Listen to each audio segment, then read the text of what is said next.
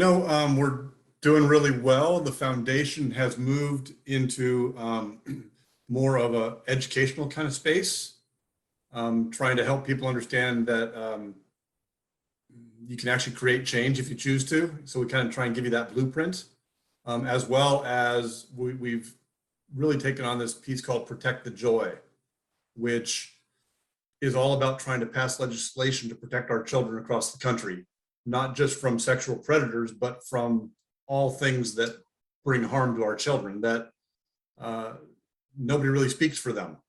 So we're trying to create a coalition that speaks for our children. What are some of the things that you've accomplished in the foundation, and just how that feels?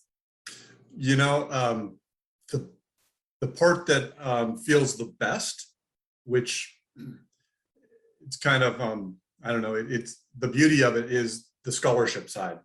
So we provided, it's an amazing number. We, meaning the people that showed up for our race, the people that showed up for our golf tournament. We provided over $1 million worth of scholarships to San Diego County kids. And so that to me is fantastic. And at least once every 2 weeks or 3 weeks, I get a note from one of these kids, that, hey, Mr. King, just want to check in, let you know what I'm doing. So that's the part that just brings me so much joy. Sure. So that foundation, creating scholarships, and then just with the changes in legislation too, that you have been working so hard for the last almost decade now. What are you most proud of on that side? So we have over 17 million children that are so much safer today than they were. And, this case that we're talking about here, Badger, if he would have been tried underneath Chelsea's law, he would have never gotten out. And so we have this whole community of children that are so much safer in 5 different states that we passed the legislation in. And so that's personal pride. Sure. So because he was convicted before Chelsea's law, that's why. Remind us how the law works, what Chelsea's law, what it is.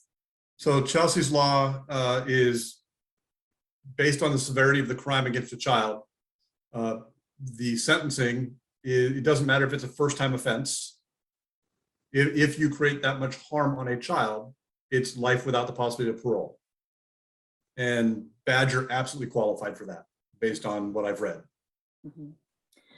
So when you hear about this, right here in Rancho Bernardo, not far from where you guys were, I mean, this is the very thing that you have fought so hard to protect families from. The first thing that I thought of when I saw the request to place was when I was sitting at the table 2 days after Chelsea had gone missing, and I had 2 detectives show up at our house and show me a book of 54 predators that they knew lived in our county. And they asked me, do you recognize any of them? And I thought to myself, my God, I live in a nice community. How are there 54 of these people within 20 miles of my home? And then I realized it's because of the way that we as a society place them back into our communities thinking that they're safe. None of these people are safe. Again, the own report that the report that the parole and jail system put out says the odds of him reoffending are extremely high because he's reoffended every time he's been released. So, a zebra is a zebra is a zebra. It doesn't change. And so I just had that feeling in my heart of, why are we doing the same thing again?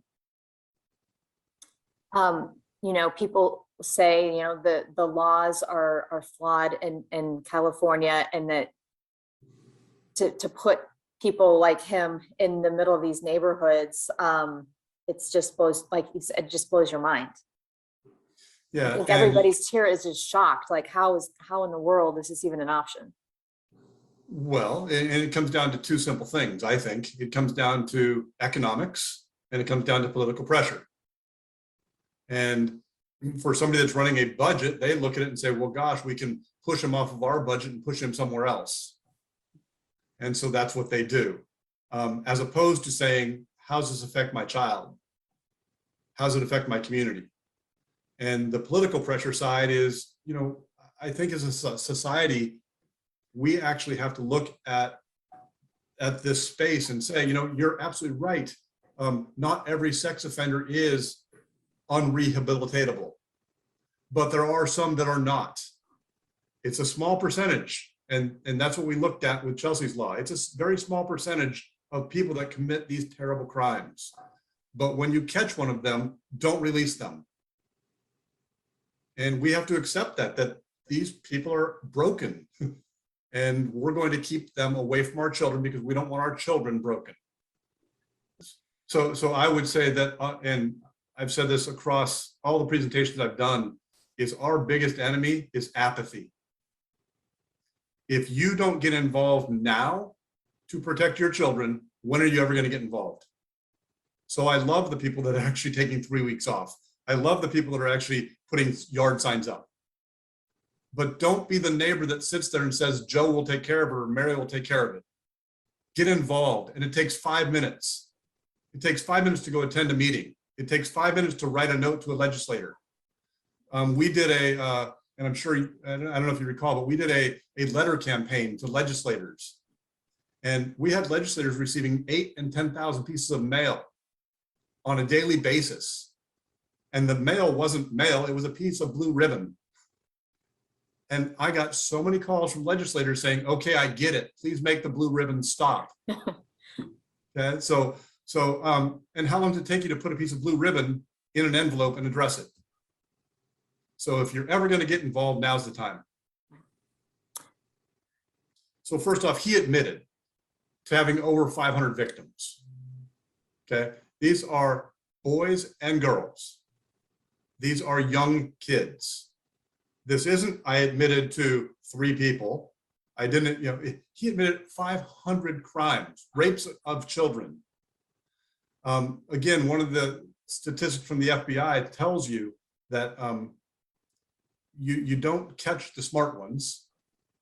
You catch the ones that get caught. And when you catch one, you don't let them go. I mean, think of the 500 victims that he has.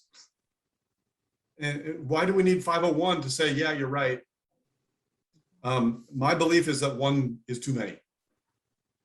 So what came to my mind was, again, there's no way he should be in a community that children are in. Rancho Bernardo is where they're proposing that he is housed. There's over 1,500 kids around him. If you have a history of doing this, how do you not redo it? What, when you look at the laws right now that are in place, Chelsea's Law doing so much, but does more need to be done? In my personal opinion, yes. Again, I think by definition, a violent sexual predator should never be released. And one thing that we did in Chelsea's Law, which I absolutely love that we did, because we got pushback around the cost of Chelsea's Law. And so we made a trade and we said, okay, let's, inside of Chelsea's Law, write in a piece that says, if you steal something under a certain value, I think it was a $200 value, we're going to move that from a felony to a misdemeanor. Okay? By doing that, we've freed up so much money. The state actually profits over $20 million a year because of that piece of Chelsea's Law. So we used the taxpayer's dollar in a better way to protect our children.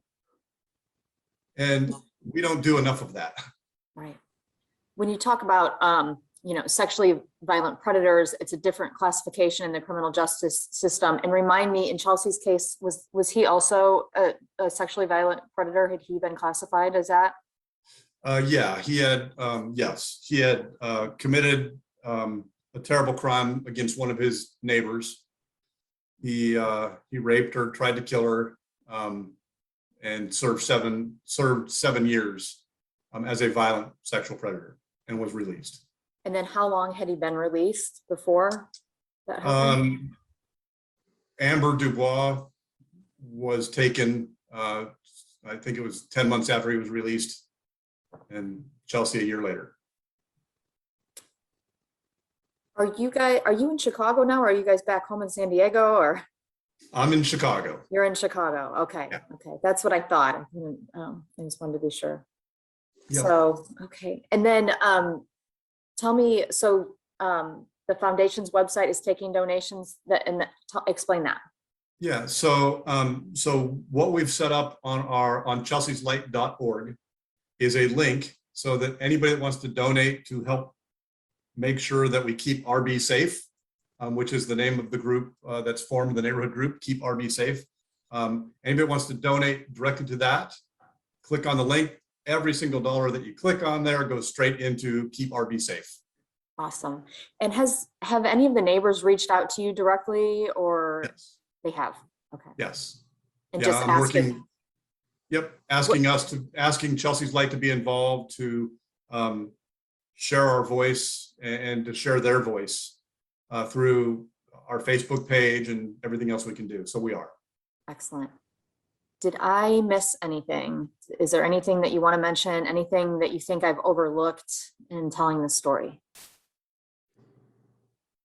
No, again, it's I think it's so important that we hold our politicians accountable for what we care about.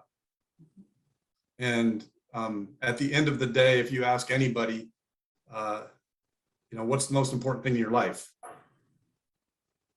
Almost to a person, they're going to say my children or my nephews or what. And so if this isn't enough to get us to step up, when are we going to? So I love the fact that Carl is involved. We need to get so many more involved. The county board should be involved. This is something that affects the entire county, because the way placement works is they place you back in the community that you came out of. And that doesn't have to be the answer. We don't have to, why can't we house them in general population and save the state a ton of money? Again, my issue, Vanessa, is I disagree with the law. I don't believe that you have the right to be placed back in a community after you've done this to a child. Right. I think you lose that right. I don't know why you can't. Hey, if you need to, build a separate facility on prison grounds and house them there if you don't want them in general population. I don't know why they have to put them back in our community. So, I've in my life, I've had cars stolen from me. Great, steal all you want from me. Take whatever you want. Don't touch my child. And if you're known to touch my child, then you are not allowed in my neighborhood. That's not a Republican statement. That's not a Democratic statement. That's a father statement. Sure. So that's what gets me, is that it's the laws are so flawed in the way that it gets into the minutia of, and then, I spend so many of my times where I'm actually trying to get legislators to understand that there's a spectrum. And yes, you have low-level offenders in the sex offender world, but then you also have the extremely high-risk ones. And if you measure the whole pile, you're not being fair. And that's what happens. And people will say, well, gosh, only 2% of them, commit a crime again. That's not true. Badger's going to commit a crime again if he gets the opportunity. Mm-hmm. It's a given. It's a given. Yeah. So keep fighting, okay? Thank you. And please